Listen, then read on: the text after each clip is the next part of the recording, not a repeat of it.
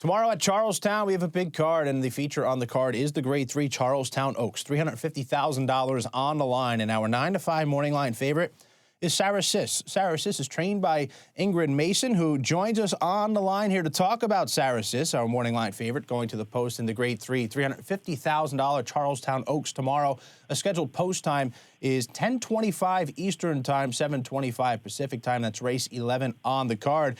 Ingrid, thank you for joining us. This is my first opportunity to ever talk to you. I want to say thanks for joining us. It's great to talk to you. How you doing?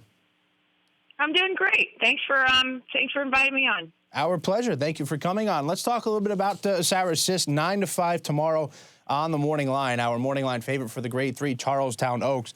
Want to go back to her last race, the Grade 1 Ballerina. Actually better in that race, and I thought she ran very well, finishing fourth against some very tough fillies on the cutback to 7 furlongs. What was your reaction to her fourth-place effort?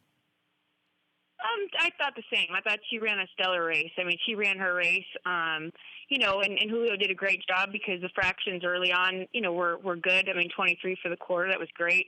We chose that if the fractions were slow enough early that we'd go ahead and go, and if they went a little fast that we'd come from off the pace. And it happened to be that we were in the one hole. Like we always are in the one hole. That horse has had, I think 6 out of her 12 races have been in the one hole. I mean, what are the odds of that? I always say, she draws the one hole more than any other horse. So it doesn't leave you a whole lot of options when you draw the one hole, but obviously she does well from the one hole, so you just got to deal with it as it goes. And, of course, the later fraction got a little fast in that race. It sped up pretty good the second half a mile. So, like I said, I was very happy with the way she ran. I thought she ran her race. And that was on a cutback to 7 furlongs in the Ballerina, coming off that fourth-place effort.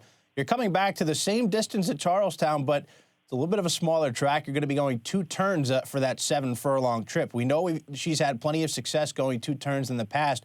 Is there any concern about that extra turn on a smaller track for her from that inside draw, or is she the kind of filly that can pretty much handle anything?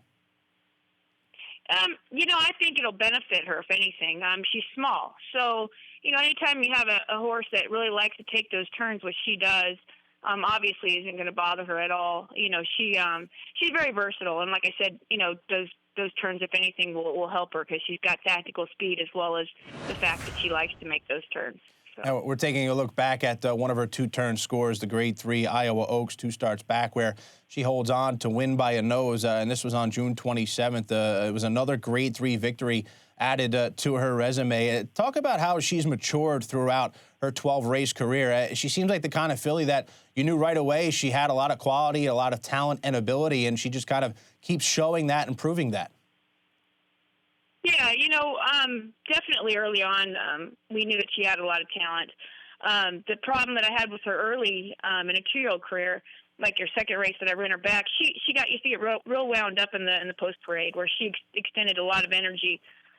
She has changed significantly since then. She's learned how to relax. She's learned how to take things in stride. And I think if anything, we got out of the Oaks was, she got to experience all the people and all of that, and it really mellowed her. She got used to all the excitement, and so now she's if anything we got out of that, we definitely got that out of her. She calmed down tremendously and really matured as a horse. So you have the inside post, the field of 6. There looks to be a good amount of speed in the race to the outside, of course, seeing as you have the inside draw. Is there a game plan going in, or if she breaks well, go? If the other people go, take back? Is it kind of just play it by ear, or is there a set game plan going into tomorrow?